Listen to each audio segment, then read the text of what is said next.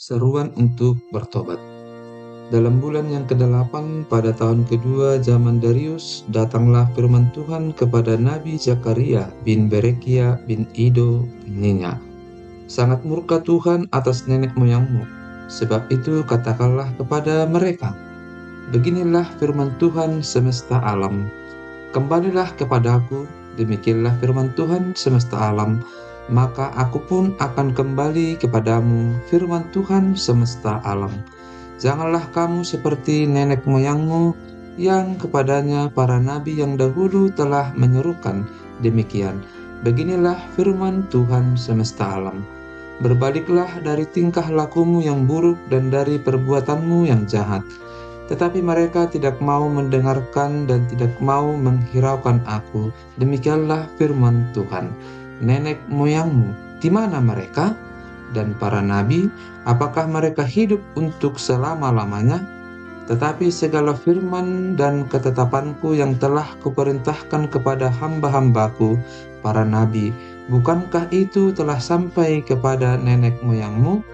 Maka bertobatlah mereka serta berkata, sebagaimana Tuhan semesta alam bermaksud mengambil tindakan terhadap kita sesuai dengan tingkah laku kita dan perbuatan kita, demikianlah Ia mengambil tindakan terhadap kita. Penglihatan pertama, para penunggang kuda. Pada hari yang ke-24 dari bulan yang ke-11, itulah bulan Sebat, pada tahun yang kedua zaman Darius, datanglah firman Tuhan kepada Nabi Zakaria bin Berekia bin Ido bin Ninya.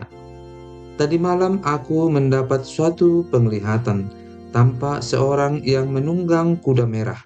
Dia sedang berdiri di antara pohon-pohon murat yang di dalam jurang, dan di belakangnya ada kuda-kuda yang merah jambu dan yang putih. Maka aku bertanya, apakah arti semuanya ini, ya Tuanku? Lalu malaikat yang berbicara dengan aku itu menjawab, aku ini akan memperlihatkan kepadamu apa arti semuanya ini. Orang yang berdiri di antara pohon-pohon murat itu mulai berbicara, katanya, inilah mereka semua yang diutus Tuhan untuk menjelajahi bumi. Berbicaralah mereka kepada malaikat Tuhan yang berdiri di antara pohon-pohon murat itu, katanya, kami telah menjelajahi bumi, dan sesungguhnya seluruh bumi itu tenang dan aman. Berbicaralah malaikat Tuhan itu, katanya, ya Tuhan semesta alam, berapa lama lagi Engkau tidak menyayangi Yerusalem dan kota-kota Yehuda yang telah 70 tahun lamanya Kau murkai itu? Lalu kepada malaikat yang berbicara dengan aku itu, Tuhan menjawab dengan kata-kata yang ramah dan yang menghiburkan. Berkatalah kepadaku malaikat yang berbicara dengan aku itu, serukanlah ini, beginilah firman Tuhan semesta alam. Sangat besar usahaku untuk Yerusalem dan Sion, tetapi sangat besar murkaku terhadap bangsa-bangsa yang merasa dirinya aman, yang sementara aku murka sedikit telah membantu menimbulkan kejahatan. Sebab itu beginilah firman Tuhan, aku kembali lagi kepada Yerusalem dengan kasih sayang. Rumahku akan didirikan pula di sana. Demikianlah firman Tuhan semesta alam. Dan tali pengukur akan direntangkan lagi di atas Yerusalem. Serukanlah ini selanjutnya. Beginilah firman Tuhan semesta alam. Kota-kotaku akan berlimpah-limpah pula dengan kebajikan, dan Tuhan akan menghiburkan Sion dan akan memilih Yerusalem pula. Penglihatan kedua, 4 tanduk dan 4 orang tukang besi. Aku melayangkan mataku dan melihat, tampak 4 tanduk. Lalu aku bertanya kepada malaikat yang berbicara dengan aku itu, apakah arti semuanya ini? Maka ia menjawab aku, inilah tanduk-tanduk yang telah menyerahkan Yehuda, Israel, dan Yerusalem. Kemudian Tuhan memperlihatkan kepadaku 4 tukang besi. Lalu aku bertanya, orang-orang ini datang untuk melakukan apa? Maka ia menjawab, Ini pun adalah tanduk-tanduk yang telah menyerahkan Yehuda, sehingga tidak seorang pun berani mengangkat kepalanya. Dan semuanya ini datang untuk mengejutkan mereka, yakni untuk menghempaskan tanduk bangsa-bangsa yang telah mengangkat tanduk terhadap tanah Yehuda hendak menyerahkannya. Penglihatan ketiga, seorang yang memegang tali ukuran. Aku melayangkan mataku dan melihat, tanpa seorang yang memegang tali pengukur. Lalu aku bertanya, "Kemanakah engkau ini pergi?" Maka ia menjawab aku, "Ke Yerusalem, untuk mengukurnya, untuk melihat berapa lebarnya dan panjangnya." Dan sementara malaikat yang berbicara dengan aku itu maju ke depan, majulah seorang malaikat lain mendekatinya yang diberi perintah, "Berlarilah, katakanlah kepada orang muda yang di sana itu demikian, Yerusalem akan tetap tinggal seperti padang terbuka oleh karena banyaknya manusia dan hewan di dalamnya. Dan aku sendiri, demikianlah firman Tuhan, akan menjadi tembok berapi baginya di sekelilingnya, dan aku akan menjadi kemuliaan di dalamnya." Orang-orang buangan dipanggil pulang. "Ayo, ayo, larilah dari tanah utara," demikianlah firman Tuhan, "sebab ke arah keempat mata angin aku telah menyerahkan kamu," demikianlah firman Tuhan. "Ayo, luputkanlah dirimu ke Sion, hai penduduk Babel, sebab beginilah firman Tuhan semesta alam, yang dalam kemuliaannya telah mengutus aku mengenai bangsa-bangsa yang telah menjarah kamu, sebab siapa yang menjamah kamu berarti menjamah biji matanya. Sesungguhnya aku akan menggerakkan tanganku terhadap mereka, dan mereka akan menjadi jarahan bagi orang-orang yang tadinya takluk kepada mereka. Maka kamu akan mengetahui bahwa Tuhan semesta alam yang mengutus aku.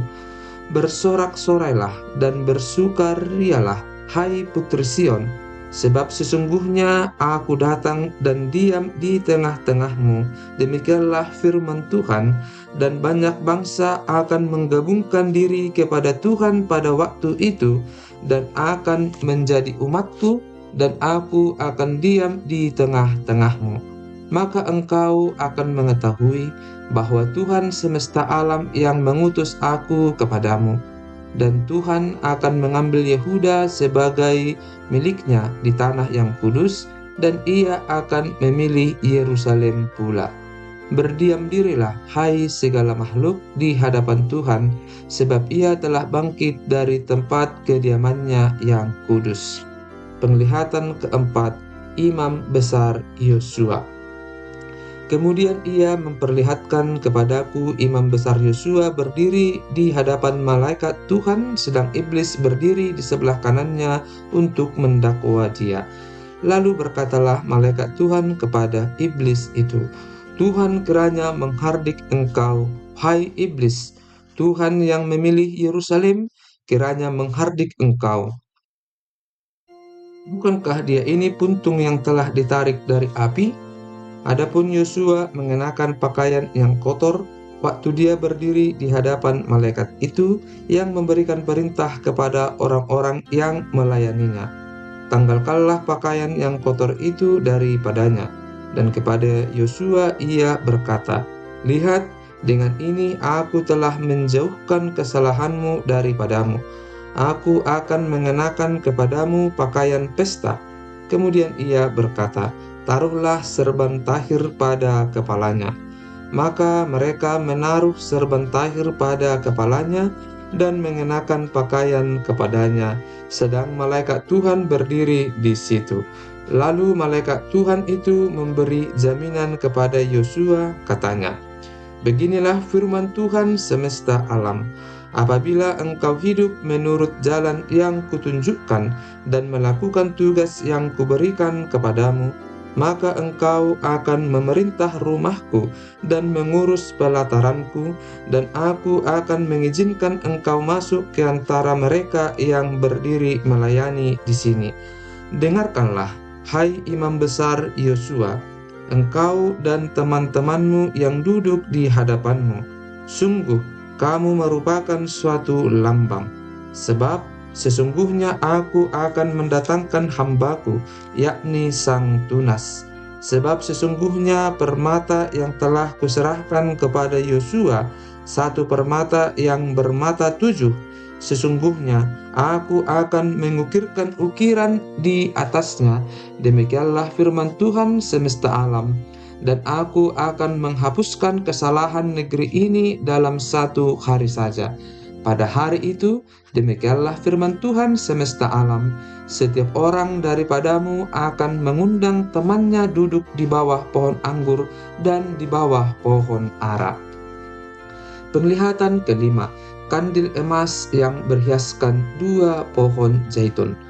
Datanglah kembali malaikat yang berbicara dengan aku itu.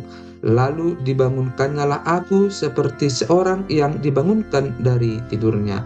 Maka berkatalah ia kepadaku, apa yang engkau lihat? Jawabku, aku melihat tanpa sebuah kandil dari emas seluruhnya dan tempat minyaknya di bagian atasnya. Kandil itu ada 7 pelitanya dan ada 7 corot pada masing-masing pelita yang ada di bagian atasnya itu. Dan pohon zaitun ada terukir padanya, satu di sebelah kanan tempat minyak itu dan satu di sebelah kirinya. Lalu berbicaralah aku, kataku kepada malaikat yang berbicara dengan aku itu, apakah arti semuanya ini, Tuanku?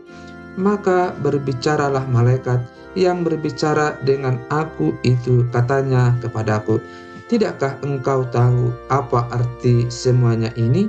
Jawabku, tidak, Tuanku. Maka berbicaralah ia, katanya, inilah firman Tuhan kepada Zerubabel bunyinya, bukan dengan keperkasaan dan bukan dengan kekuatan, melainkan dengan rohku, firman Tuhan semesta alam. Siapakah engkau, gunung yang besar? Di depan Zerubabel engkau menjadi tanah rata. Ia akan mengangkat batu utama, sedang orang bersorak, bagus, bagus sekali batu itu. Kemudian datanglah firman Tuhan kepadaku demikian, tangan Zerubabel telah meletakkan dasar rumah ini, dan tangannya juga akan menyelesaikannya. Maka kamu akan mengetahui bahwa Tuhan semesta alam yang mengutus aku kepadamu. Sebab siapa yang memandang hina hari peristiwa-peristiwa yang kecil, mereka akan bersukaria melihat batu pilihan di tangan Zerubabel. Yang 7 ini adalah mata Tuhan yang menjelajah seluruh bumi. Lalu berbicaralah aku kepadanya, apakah arti kedua pohon zaitun yang di sebelah kanan dan di sebelah kiri kandil ini? Untuk kedua kalinya berbicaralah aku kepadanya, apakah arti kedua dahan pohon zaitun yang di samping kedua pipa emas yang menyalurkan cairan emas dari atasnya itu? Ia menjawab aku, tidakkah engkau tahu apa arti semuanya ini? Jawabku, tidak, Tuanku. Lalu ia berkata, inilah kedua orang yang diurapi yang berdiri di dekat Tuhan seluruh bumi. Penglihatan keenam, gulungan kitab yang terbang. Aku melayangkan mataku pula, maka aku melihat tanpa sebuah gulungan kitab yang terbang. Berkatalah ia kepadaku, apa yang engkau lihat? Jawabku, aku melihat sebuah gulungan kitab yang terbang, panjangnya 20 hasta dan lebarnya 10 hasta. Lalu ia berkata kepadaku, inilah sumpah serapah yang keluar menimpa seluruh negeri. Sebab menurut sumpah serapah itu, setiap pencuri di sini masih bebas dari hukuman, dan setiap orang yang bersumpah palsu di sini juga masih bebas dari hukuman. Aku telah menyuruhnya keluar, demikianlah firman Tuhan semesta alam, supaya itu masuk ke dalam rumah pencuri dan ke dalam rumah orang yang bersumpah palsu demi namaku, dan supaya itu bermalam di dalam rumah mereka dan memusnahkannya, baik kayunya maupun batu-batunya. Penglihatan ketujuh, perempuan dalam gantang. Tampillah malaikat yang berbicara dengan aku itu, katanya kepadaku, cobalah layangkan matamu dan lihatlah apa yang muncul itu. Lalu tanyaku, apa itu? Jawabnya, yang muncul itu sebuah gantang. Lagi katanya, inilah kejahatan mereka di seluruh negeri. Lihat, tutup timah gantang itu telah terangkat dan seorang perempuan duduk di dalamnya. Kemudian berkatalah ia, itulah kefasikan. Lalu didorongnalah perempuan itu kembali ke dalam gantang dan dibantingnyalah batu timah itu ke mulut gantang. Lalu aku melayangkan mataku dan aku melihat, tanpa tampil dua orang perempuan yang sayapnya didorong oleh angin. Adapun sayap mereka adalah sayap seperti burung ranggung.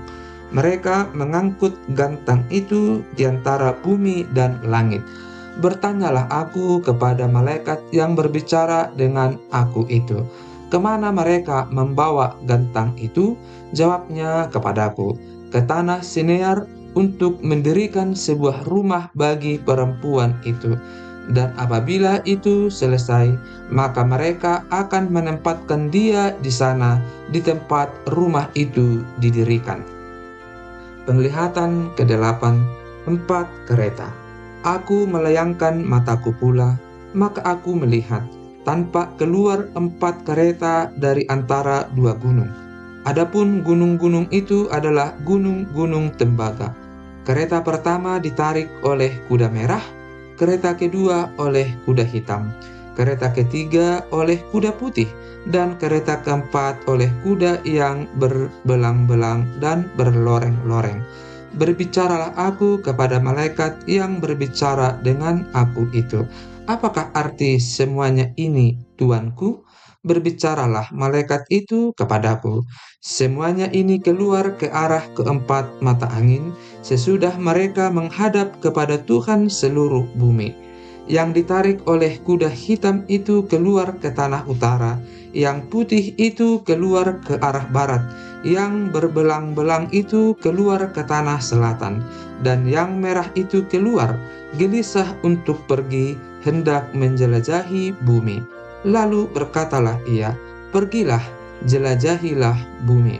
Maka mereka menjelajahi bumi. Kemudian berteriaklah ia kepadaku, lihat, mereka yang keluar ke tanah utara itu akan menenteramkan rohku di tanah utara. Kerajaan Sang Tunas di Yerusalem. Datanglah firman Tuhan kepadaku bunyinya, pergilah pada hari ini juga ke rumah Yosia bin Zefanya, dan pungutlah persembahan dari pihak orang-orang buangan, yaitu dari Heldai, Tobia, dan Yedaya, semuanya orang-orang yang sudah datang kembali dari Babel. Pungutlah perak dan emas, buatlah mahkota dan kenakanlah itu pada kepala imam besar Yosua bin Yozadak. Katakanlah kepadanya, beginilah firman Tuhan semesta alam, inilah orang yang bernama Tunas. Ia akan bertunas dari tempatnya dan ia akan mendirikan bait Tuhan. Dialah yang akan mendirikan bait Tuhan dan dialah yang akan mendapat keagungan dan akan duduk memerintah di atas tahtanya. Di sebelah kanannya akan ada seorang imam dan permufakatan tentang damai akan ada di antara mereka berdua. Dan mahkota itu akan tetap tinggal dalam bait Tuhan sebagai tanda peringatan akan Heldai, Tobia, Yedaya, dan akan Yosia bin Zefanya. Orang-orang dari jauh akan datang untuk turut membangun bait Tuhan, maka kamu akan mengetahui bahwa Tuhan semesta alam yang mengutus aku kepadamu. Dan hal ini akan terjadi apabila kamu dengan baik-baik mendengarkan suara Tuhan Allahmu. Ibadah puasa yang baik. Pada tahun yang keempat zaman Raja Darius, datanglah firman Tuhan kepada Zakaria pada tanggal 4 bulan ke-9, yakni bulan Kislew. Adapun penduduk Betel telah mengutus Sarezer dan Regem Melek serta orang-orangnya untuk melunakkan hati Tuhan, untuk menanyakan kepada para imam dari rumah Tuhan semesta alam dan kepada nabi demikian. Haruskah kami sekalian menangis dan berpantang dalam bulan yang kelima seperti yang telah kami lakukan bertahun-tahun lamanya? Maka datanglah firman Tuhan semesta alam kepadaku, bunyinya, katakanlah kepada seluruh rakyat negeri dan kepada para imam demikian.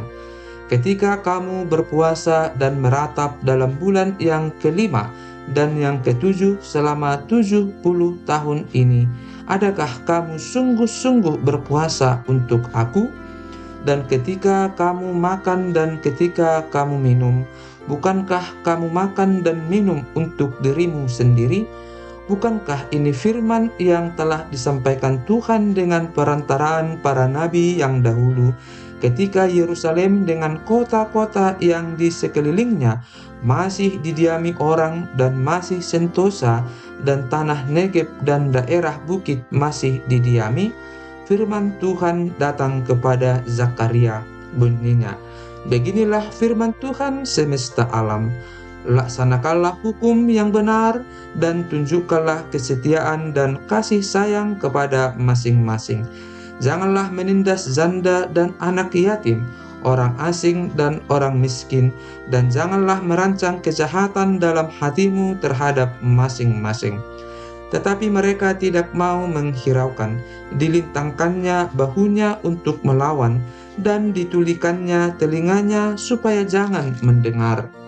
Mereka membuat hati mereka keras seperti batu amril, supaya jangan mendengar pengajaran dan firman yang disampaikan Tuhan semesta alam melalui rohnya dengan perantaraan para nabi yang dahulu. Oleh sebab itu, datang murka yang hebat daripada Tuhan. Seperti mereka tidak mendengarkan pada waktu dipanggil, demikianlah aku tidak mendengarkan pada waktu mereka memanggil firman Tuhan semesta alam. Oleh sebab itu, aku meniupkan mereka seperti angin badai ke antara segala bangsa yang tidak dikenal mereka, dan sesudahnya tanah itu menjadi sunyi sepi, sehingga tidak ada yang lalu lalang di sana. Demikianlah mereka membuat negeri yang indah itu menjadi tempat yang sunyi sepi.